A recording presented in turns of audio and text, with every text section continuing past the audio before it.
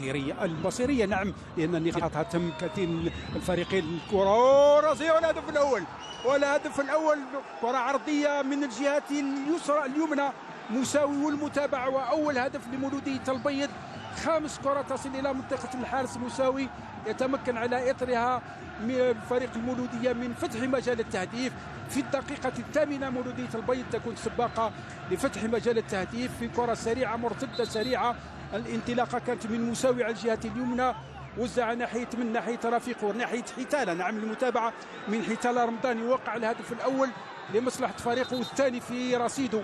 حتالة اللاعب المتميز يتمكن من مباغتة الحارس الرحماني شمس الدين في غياب كل لدفاع شباب قسنطينة، كان وحده في نقطة ضربة الجزاء. ارتقاء جيد ويتمكن من مباغتة مولودية البيض متفوقة في النتيجة بهدف مقابل 0. عرجي تعاود ترجع له الكرة، عرجي وليد حط كرة ناحية رفيقه ناحية مداحي، وزع مداحي في القائم الثاني الراسية، هدف التعادل. راسية وهدف التعادل من جانب شباب قسنطينة من ديب إبراهيم، كان لوحده أيضا في غفلة من دفاع مولودية البيض، يتمكن من تعديل النتيجة بعد عرضية وكرة عرضية من المدافع مداحي. ديب إبراهيم يتمكن من توقيع هدف التعادل، واحتجاجات كبيرة على الحكم المساعد. هاي العرضية كانت من مداحي وحده، كان دون مراقبة، كان بعيد عن كل مضايقة. اللاعب ديب إبراهيم يوقع هدف التعادل والثالث في رصيده بألوان شباب قسنطينة هذا الموسم. العرضية من مداحي كان لوحده، الارتقاء الجيد والمتابعة من ديب إبراهيم يتمكن من تعديل النتيجة، واحتجاجات متواصلة ومتكررة على الحكم المساعد، لأن حتى قبل تنفيذ الركنية وفرحة الديب لشباب قسنطينة. محاولة تسديد من بعيد من عبود ممتازة،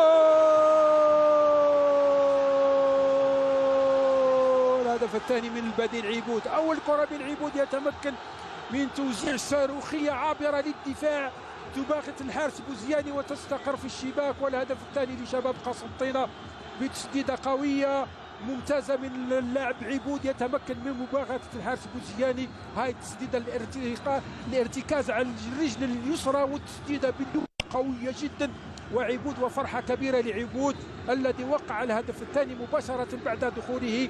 هذا هو الكوتشينج الذي نقول عنه ناجح، كوتشينج مخير الدين ماضوي ناجح بها، وعبود بهذه التسديدة القوية، رغم أن الحارس يتحمل بوزياني يتحمل جزء من في هذا الهدف، ولكن قوة التسديدة صعبت الأمور على الحارس بوزياني زكريا. وشباب قسنطينة يوقع الهدف الثاني ويصبح لقجة طلب الكرة، انطلق سريع جدا، سريع الظهير الايسر المهاجم الايسر سريع يدخل داخل منطقة العملية. كرة عرضية، الكرة الثالث وبالفعل الثالث.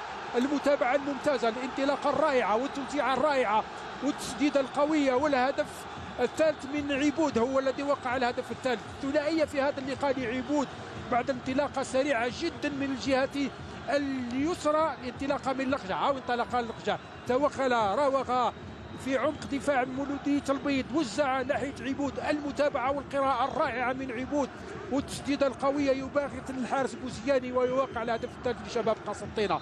ثلاثية شباب قسنطينة بعد دخول عبود وبعد إحداث تغييرين كاملين في تشكيلة فريق شباب قسنطينة. هاي الانطلاقة من لقجة، اللاعب البديل راوغ وانطلق توغل داخل منطقة العملية، خذا كامل وقته بروعة، يتوغل داخل منطقة العملية. هي كرة ناحية رفيق عبود، المتابعة دون مضايقة من دفاع مولودية البيض، يأتي على إثرها الهدف الثاني.